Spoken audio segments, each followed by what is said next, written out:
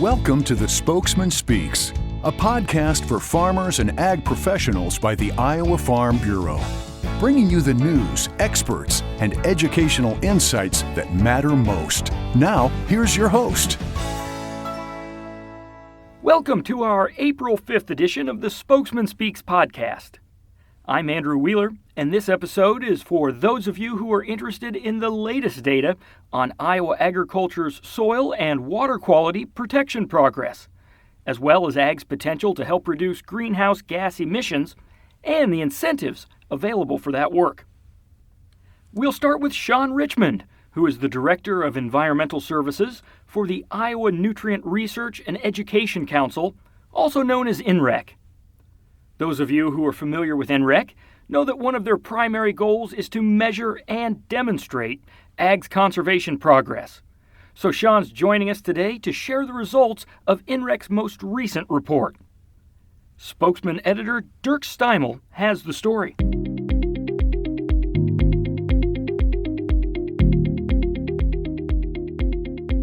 We're here with Shawn Richmond of INREC to discuss his group's findings on the progress that Iowa farmers are making implementing practices to improve water quality and conserve soil. Shawn, let's start with a little background on your annual survey of conservation practices on Iowa farms. This one went from 2017 through 2019. How does your group gather and analyze the data that you use for this annual survey? Yeah, so we've finished up with 3 full crop years, 17 through 19 to date. The goal from the outset of development of this was that we would be able to conduct a statistically representative survey across all of Iowa and really to look at measuring the levels of adoption of all of the in-field practices listed in Iowa's nutrient reduction strategy. We worked very closely with the Iowa State University Center for Survey, Statistics, and Methodology to develop the statistical sampling protocols we use to ensure that we have a fully random survey that allows us to gain the representative info we need. As far as the information source we utilize, we work directly with ag retailers across the state in surveying their sales data records and their field notes on their farmer customers to inform us of which of the infield practices and what's being done on a field-by-field basis. So we aren't surveying farmers directly, but instead are using the highly credible, accurate sales data records kept by the ag retailers across the state. In order to collect that information, we work and employ trained staff that are familiar and fully versed in the sampling protocols and are understanding of the information we're out to collect. They visit the retailers directly to collect that information on a location-by-location basis. At the end of the day, once all the information has been collected across the state, INREC aggregates that data down to the level of the overall averages and summaries of all the practices we survey. We provide that to Iowa State University for them to do some statistical processing that's needed to be done at the end. And then once that's finished up, the science team at Iowa State University can utilize that information to estimate the nitrogen and phosphorus loads based off of the current status of practices as compared back to the baseline period of 1980 to 96 that was established by the Iowa legislature for measuring our progress. Shawn, you work both with retailers and do you also work with certified crop advisors? Yeah, the retailers and crop advisors really go hand in hand. Most often when we're out visiting at the retail locations, it's their lead agronomist or lead crop advisor that's the one very familiar with the information we're there to collect and survey. So as being employees of those retailers, we work very closely with the CCAs and agronomists to help us collect that information. Shawn, a key finding in the data was the trend towards continued gains in cover crop acreage. Can you fill us in on this trend and why those gains are so important for Iowa's conservation efforts? Yeah, so what we've seen over the 3 crop years we've surveyed is the addition of about 600,000 acres of cover crops as compared to the first year. So there's a very significant gain as we look back to 2017 when we surveyed nearly 1.6 million acres of cover crops to the most recent year where it was close to 2.2 million acres of cover crops. Certainly, that's an impressive trend, one we'd like to see continue. And as far as the importance for Iowa's conservation efforts, cover crops in particular are a practice that help us address both nitrogen and phosphorus and help us reduce those losses in a fairly decent amount too. They help reduce both of those by around 30% of our losses. So a practice like that's an important one to have in the tool bag. So it's certainly one that we're happy to see increasing. The data also showed gains in the use of nitrification inhibitors by Iowa farmers. Why do you think that's encouraging? I think one of the encouraging things there is that a very high percentage of the fallen hydrous that is utilized is going down in a form, and the farmers are taking good efforts to help protect and preserve that input while also minimizing the losses to the environment. We see nearly 80% of fallen hydrous use go on with an inhibitor product, so it's a very high level of usage to protect that. Certainly a little bit of room maybe to gain, but we're starting at a very good place on that and already have good adoption levels across the state. And this, as you told me, is a relatively new technology. Yeah, nitrification inhibitors are relatively new, at least in the terms of looking back to our baseline of our nutrient strategy of 1980-96. There was probably next to no or no usage or even those products available back then. So as we look to the high levels of adoption we have today, really that can all be pretty much viewed as upside. So anything we've added with inhibitors, being a newer technology, is stuff that all goes towards credits, towards the goals we have to reducing our nitrogen losses. What are some other gains in conservation practices that stand out for you in the survey? There's quite a few other things that stand out in the survey as we look at phosphorus and nitrogen. Some of the things on phosphorus that we've seen that are nice to note are that in general, various forms of phosphorus application, what we want to see there is that gets incorporated within a week or less to help reduce the potential for runoff and losses of that nutrient. Through our survey across the various methods that farmers are utilizing, we're seeing around 80% of that application being done in a manner that has that timely incorporation. Some of the other things as well on phosphorus is that over 90% of farmers are only applying phosphorus when it's needed, according to ISU recommendations and based on the soil testing they've done to inform them of those levels in their fields. Basic suggestions and recommendations from Iowa State are that phosphorus application only occurs when the soil test levels are at or below optimum. And over 90% of farmers are indicating to us through these surveys that that's the practice they're employing on their fields. Some of the other things as well for tillage, we are seeing that overall combined between conservation tillage and no tillage across both sides of the corn-soy rotation, that on average around 75% of the tillage practices are one of those two methods, either conservation or no-till. The breakout on that is on a statewide average is that conservation tillage accounts for about 45% of the tillage practices, and that no-till is at 30%. So it's nice to see those again at nice high levels. At least there's some room to grow, obviously, but we're not at a very low starting point. That's what we'd like to see. Lastly, on nitrogen, just looking at the timing of applications, our most recent crop year survey for the 2019 crop year showed us that over a third of the applications from a timing standpoint are occurring at multiple timings. So it's not just a single application done once a year, that farmers are, splitting that application out either, between the spring and the fall and in-season applications. So it's nice to see some moderate level there, again, of splitting those applications out to timing, try to make the nutrient available more close to the time that the plant can utilize it. Shawn, what's the status of your 2020 survey? And does INREC plan to keep doing these surveys into the future?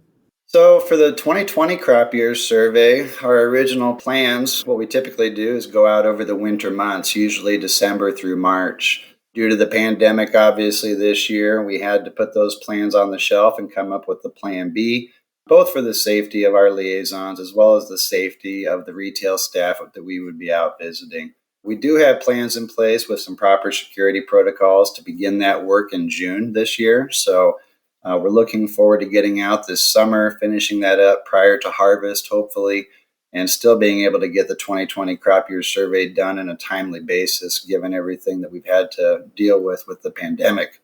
As far as the ongoing use and ongoing surveys, I would note that, through a pilot project that we worked very closely to establish this public-private partnership between INREC and Iowa State University, their final report to the Iowa legislature endorsed and recommended this survey as the official tracking system for these in-field practices in order to enable us to understand the levels of usage of these in-field practices.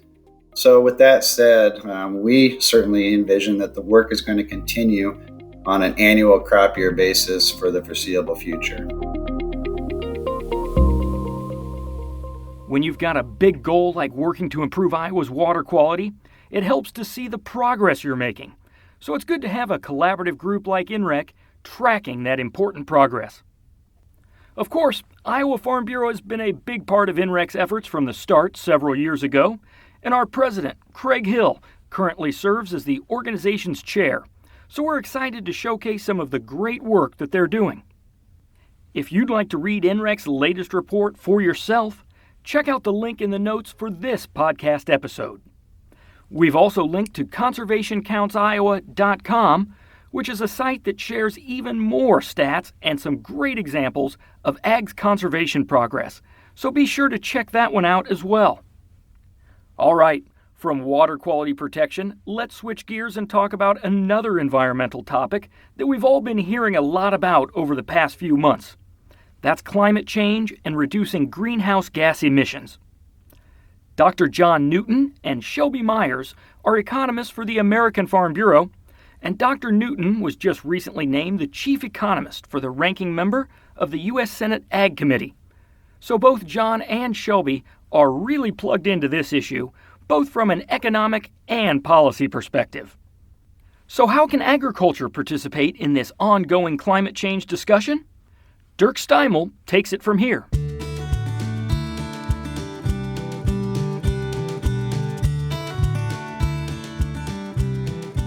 We're here with John Newton and Shelby Myers of American Farm Bureau Federation to discuss the latest greenhouse gas numbers and how farmers can be a big part of the solution to climate change. John, earlier this year you highlighted some numbers on how successful farmers have been at capturing carbon and offsetting greenhouse gas emissions. Can you tell us a bit about those findings? Well, I think what we've seen, over the last few decades is just the ability for agriculture and through land management, whether it's the management of forest or grasslands, pasture ground, wetlands, or even settlements, that we've been able to capture millions of metric tons of carbon in the soil every single year. In 2019, we were able to capture more than 750 million metric tons of carbon in the soil, and that represented 12% of U.S. greenhouse gas emissions. So through our management of the soils, we're able to contribute to a reduction in greenhouse gas emissions and achieve some of our climate goals. What are some of the key practices that farmers are using that helps them capture carbon? Well, the biggest practice, the biggest land use category that in terms of sequestration of carbon is obviously the forest. You plant a tree, the tree sits there for 30, 40, 50, 60 years. Through photosynthesis, there's a lot of carbon that's trapped in the soils. But in terms of our farmers and ranchers across the country, whether it's through practices such as no-till, strip-till, whether it's the use of cover crops, those are also ways that we're able to capture carbon in the soil or improve soil quality, improve water quality, and improve air quality. Over the decades, we've seen incredible gains in agricultural productivity. How have those gains helped agriculture's impact on climate change? And do you see more technologies like that in the future? Well, we certainly will need those technologies. We need to increase our investment in public sector research to develop new technology, the frontier technology, figure out a way to scale some of these technologies, such as methane digesters, down to a smaller level. But when you look, since 1990, agricultural emissions have increased by 12%. But that doesn't tell the full story whatsoever. When you think about the fact that since 1990, we're feeding, clothing, and providing renewable fuels for more than 80 million people, and that's just in America alone, not to mention our incredible expansion in export markets. So when you look at just per capita in the United States, emissions have fallen by 15%. And then think about our productivity gains. We're raising more corn per acre than ever before. We're producing more milk. We're producing more pork, more poultry, more beef, while using the same amount of inputs. So when you take our productivity into consideration, you take ag emissions since 1990, they went up 12%, but take into consideration total factor productivity and emissions per unit are more likely down by 20% or more. So productivity has to be part of the story. U.S. agriculture, we've made tremendous strides over the last few decades in this area, and that needs to be a part of our sustainability story. Shelby, you've recently published a series of articles on emerging sustainability markets. What do you see as some of the biggest opportunities for farmers in these markets, and what are some of the biggest challenges? Yeah, we see this series as an opportunity for farmers and ranchers just to get information about what these are and what's going on. And really the biggest opportunity with sustainability markets for farmers and ranchers is that they're a voluntary incentive-based option, as long as they remain that way, that could easily go hand in hand with the current day-to-day operations of a farm, as long as, again, they remain that way. The biggest thing is that they need to be economically viable for farmers to participate, and it's an opportunity to earn diversified revenues. I think the biggest thing with these is that for one of the first times in history, farmers and ranchers are being asked to sit at the table on how these are being developed and what kind of things these markets need from farmers and ranchers to be successful. And at American Farm Bureau, we're making sure that those farmers and ranchers are represented and have their voices heard there. I think, some of the challenges of these markets, we spent a whole market intel article talking about them. From a high level, the article includes things like cash expenses, the cost to pick up some of these conservation practices compared to some of the cost savings may not work out on every single farm. There's some non-financial trade-offs that we talk about, including time and labor, the lawyers that you might need to hire to work out contracts, and the educational trial and error that comes with trying to adopt a new practice on the farm. There's things called verification costs that are required after you quantify the assets that are generated, say carbon sequestered. That has to be verified typically by a third party for buyers to want to buy those credits. There's this concept called additionality that has to be addressed as well. And, it's defined as generating an ecosystem above what would normally be occurring to determine whether the action has an actual effect compared to the baseline that's been established. And that's really got to be addressed of whether you need an extra practice or not to really make an impact on what we're talking about in the climate discussion and the conservation benefits. We discuss about early adopters too. These are the folks that have been leading the way in conservation, and we need solutions that allow early adopters to receive the equitable benefits of participating in a sustainability market like these. And then finally, we talk about broadband, all of the platforms that are being developed to generate these markets and some of the data systems that you need to even participate in the market platforms require rural broadband and on-demand applications to be significantly upgraded. And so that's a key obstacle that could be a challenge for a lot of farmers when they're trying to participate in these markets.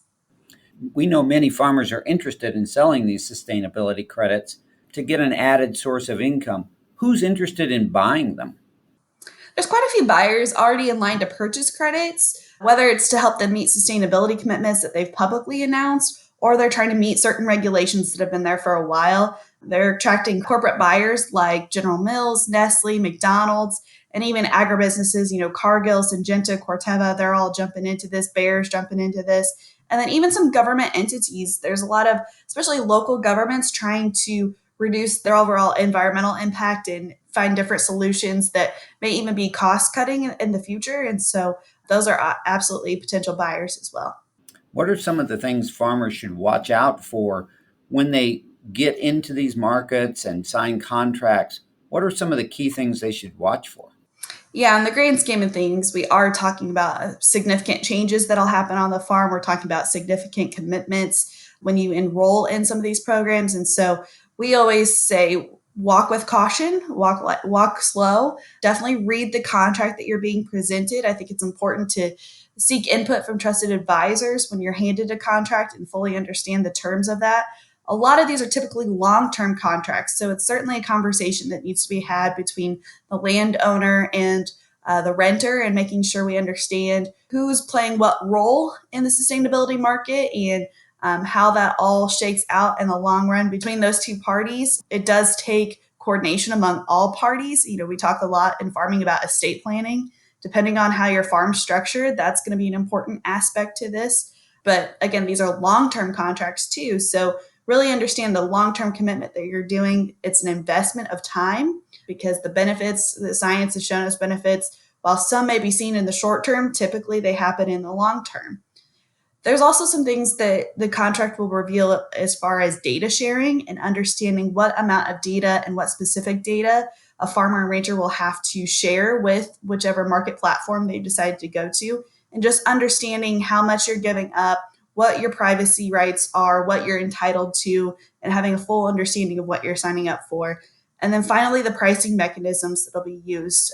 It's important that farmers ensure that they're getting the maximum amount of money that they can in a market system like this, and that their portion that's being delivered to them for generating the asset is at a maximum capacity, and that they're finding it economically viable to make these changes. John, back to you. What role can USDA or another government agency play in facilitating these emerging markets? Well, I think the question really is what roles, plural, can the department play? I mean, USDA has so many different arms that could potentially have a role in the climate conversation, in the conversation around carbon markets. Think about market news, for example, through Agricultural Marketing Service. Could market news collect information on what people are paying for carbon credits, soil credits, water quality credits, air credits? Could market news collect information about what farmers are receiving for those credits? They do it in several other commodity categories. Is there a role for USDA through some sort of verification process similar to the National Organic Standard? I think about crop insurance. Is there a role for RMA to play in ensuring the value of the carbon credits that farmers are generating on the farm? So I don't think it's an answer of what singular role the department can play, but what roles can they play in cooperation with the private market to stand this up? There's no one-size-fits-all approach, and we have to utilize all the resources we have available to make sure that we do this the right way. John, congratulations on your new role in Congress. Will you be involved with the Senate Ag Committee in developing these carbon market and these systems? I think the easiest way to answer that question is I'm going to do whatever the boss tells me that I'm going to do. I haven't yet stepped foot in the office. So when I get there, and I look forward to getting there here in just a couple of weeks, I'm anxious to roll up the sleeves and work with my colleagues, work with my teammates, learn from the team and learn from my bosses, and do whatever's needed of me to continue to serve agriculture. Well, certainly carbon credits and greenhouse gas emissions and all of that will be a big part of what we talk about in the next 4 years. I'm sure you'll be right there in the middle of it. I would imagine so as we move towards this next farm bill. A lot of people look at Title II, the conservation title of the farm bill, as the original quote unquote Green New Deal. When you think about all the working lands programs that we have in the farm bill, those working lands programs provide financial and technical assistance to help farmers on nutrient management, to help producers on cover crops or conservation tillage. So, there's a role for the farm bill to play to help. And just as we were previously talking, there are various roles that the department can play, and the farm bill will certainly be one instrument that we look towards to achieve these goals. And one of the other tools that we need is infrastructure and broadband. We can't talk about adopting more climate smart practices if folks still have to go to McDonald's to get internet. So we need to fix that across rural America as well. John, Shelby, thank you very much. Thank you. Thanks for having us. And as you heard, we have some great folks tracking this issue and its potential for farmers. And we really appreciate John and Shelby for sharing their expert insight on our podcast. We'd also like to congratulate Dr. Newton on his new role with the Senate Ag Committee. Our lawmakers need access to experts who understand agriculture and the impacts that public policy have on agriculture and farming. So John's Farm Bureau background will serve him well there. You heard Shelby reference a series of articles that American Farm Bureau's economists have put together on climate change and greenhouse gas emissions. So if you'd like to read those, we've provided a link to the page that includes those articles in our episode notes. And I'll mention 2 other opportunities that we've linked there as well. The first one is a webinar on April 9th for cattle producers who are looking to make the most efficient use of their grazing forage. And the second is a webinar on April 13th for current or aspiring fruit and vegetable growers who are considering a high tunnel structure for their produce production. Registration for those 2 live webinars is free, and again, you can find the links in the episode notes or by heading out to iowafarmbureau.com. And that's all for this episode of the Spokesman Speaks podcast. I hope you picked up some useful insights from today's interviews and that you'll join us for our next regularly scheduled episode on April 19th. Thank you for doing the work that inspires everything we do here at the Iowa Farm Bureau, and thanks for listening to the Spokesman Speaks. Thank you for listening to the Spokesman Speaks, a podcast by Iowa Farm Bureau. Check out more podcast episodes at iowafarmbureau.com/podcast. You can also find and subscribe to the Spokesman Speaks podcast in the Apple Podcasts app, Google Podcasts, Spotify, iHeartRadio, and other popular podcast apps. We appreciate your ratings and reviews, and we welcome you to email us your feedback at podcast@ifbf.org.